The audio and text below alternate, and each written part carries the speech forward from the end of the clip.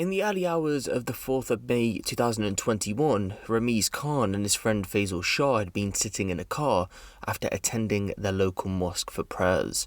Out of nowhere, 15-year-old Reece Tansey staggered over to the passenger side window. The pair wound it down, and he pleaded for help. Reece had just been stabbed 6 times but spoke normally, although he seemed worried.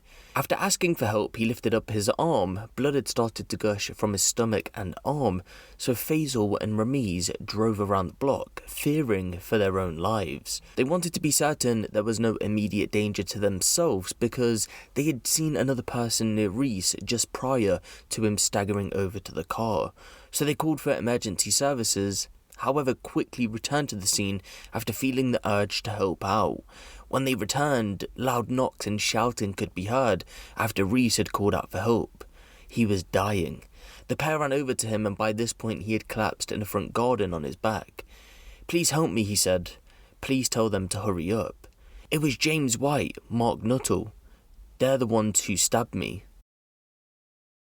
All we know leading up to the 4th of May 2021 is that Reece Tansey's friend, who hasn't been named, had prior issues with Mark Nuttall. Those issues were never made public. Only the immediate friend groups of the boys will ever truly know what the feud was over. What we do know though is that the feud had been long-standing, and at around 12:28 AM on the 4th of May 2021, Reece and that friend joined a group chat with Mark Nuttall and James White. An argument breaks out between the four, and it seems as if Reece initially wants nothing to do with any problems anyone's having.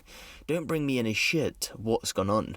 You're acting like you back your boys, so if you're backing him, I'm beefing you. Reece, you're a waste man, and you're gonna beg for your life when I see you. Both you and your boy are gonna get it. Talking of Reece's friend, I'll whack you when I see you. Reece, where do you chill? Come on, tell us, we'll come to you right now. Why would I tell you where I chill? You lot can't fight one-on-one, and I ain't getting jumped because you lot can't fight." Reece never wanted to engage in a fight with the boys, in fear that ultimately he would be on the losing side of it. In a private message to his friend while all this arguing was going on, he went on to say, "I'm getting brought into your shit again. I ain't in no fucking mood, me." Believe it or not, it was the friend that convinced Reece to meet up with James and Mark because he said he was going to go with him. It'd be a 2-on-2. So a rendezvous point was set up near to Great Lever Park, but en route, Reece's friend informed him that it was just too late. There was no way he'd be able to sneak out of the house at that time, and so he'd have to go meet up with them by himself or go home. Reece decided he would continue to go and meet them by himself. As he was making his way there, James and Mark had been asking people for Reece's address on Snapchat, but no one handed it over. So the various conversations all three are having with different snap groups have swiftly moved on.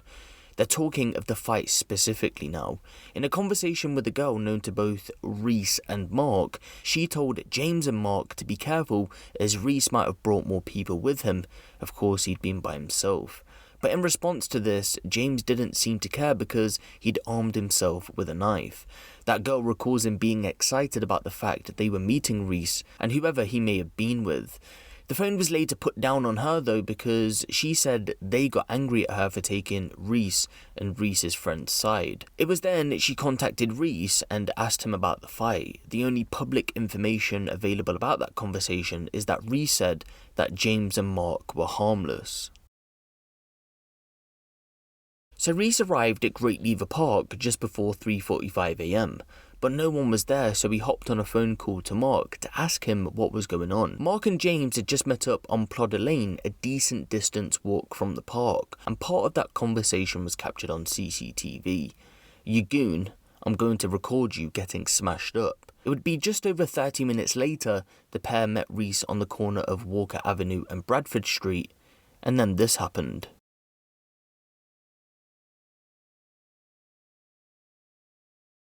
It's thought that an initial fight breaks out, but ultimately Reece dashed up Walker Avenue, closely pursued by James and Mark.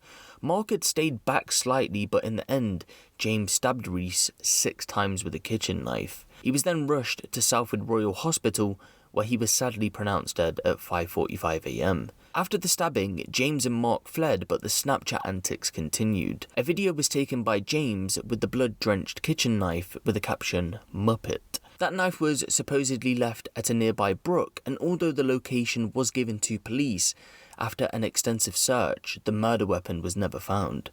Over the following hours, James and Mark engaged in a Snapchat conversation. I thought it only went through his coat, so I kept doing it. Minor, he's dead now. He won't say he's in shock. Once the boys had been asleep and woke back up, the reality of the situation kicked in. A murder investigation had just been opened by police. Soon after, the boys made arrangements with their parents to hand themselves into police, to which they did. Eventually, both were charged with murder, and both denied the charges that were brought against them, so they went on trial. In court, we find out that, shockingly, before May 4th, 2021, Reece Tansey hadn't even been spoken about in previous arguments. He'd been dragged into it that specific morning. But the main part of the trial was whether Mark had been armed with a knife on that fateful morning or not. According to Mark, he said no, he didn't even realise that James was armed. He'd literally gone there to record the fight. Whilst James said that after leaving the house a bit tipsy, he grabbed 2 knives from the kitchen drawer and gave one to Mark. After the trial, however, the jury found James guilty of murder, but Mark was found guilty on the lesser charge of manslaughter. It was then that James was handed a life sentence with the minimum term of 15 years, whilst Mark was handed a 6-year prison sentence. Social media had a big part to play in this murder, specifically Snapchat. I previously spoke about the laid issue that we have involving youth violence, especially when it comes to knife crime, and social media does have a big part to play in that. People will brush a lot of things off to a specific type of music, and yes, that does play its position, but again, it's a layered and complex issue. In court, the boys crumbled under real pressure, their own defence saying that they'd been living out a fantasy life and pretending to be gangsters. James's defence actually berated both of them. He said, why on earth were they out on the streets at that time of night? They had to sneak out of the house. These children admired gangsters, listened to drill music, and lived out a fantasy life in which they act as though they are big, tough men, and living out a life in which none of them can possibly back down, which in my opinion is 100% true. What a lot of people need to understand is that a lot of people rapping about certain subjects, that's literally the environment they're around. If you're not a part of that life, that is okay. Trust me, it's fine not to be a gang member. If anything, just enjoy your life, not having to worry about the stress that comes with being a gang member.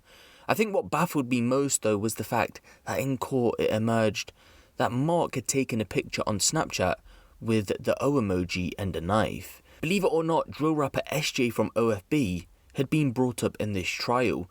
It was heard that the O logo stood for OFB, whilst the knife was a reference to SJ apparently. I don't know how, but Mark said there was a Free SJ campaign going on around the time, and he was taking part in it. Of course, if you do follow the drill scene, then you'll understand the term Free SJ. If anyone doesn't catch that reference, there's a drill rapper by the name of SJ who was sentenced originally to 21 years in prison for the murder of a rival gang member. I covered that story, so if you do wish to find out more information about that case, I will leave that linked down in the description below. For now though, give the video a like for more crime related content like this, and make sure you hit the subscribe button if you haven't. It's been me, Ape Huncho, and I'll see you in the next one.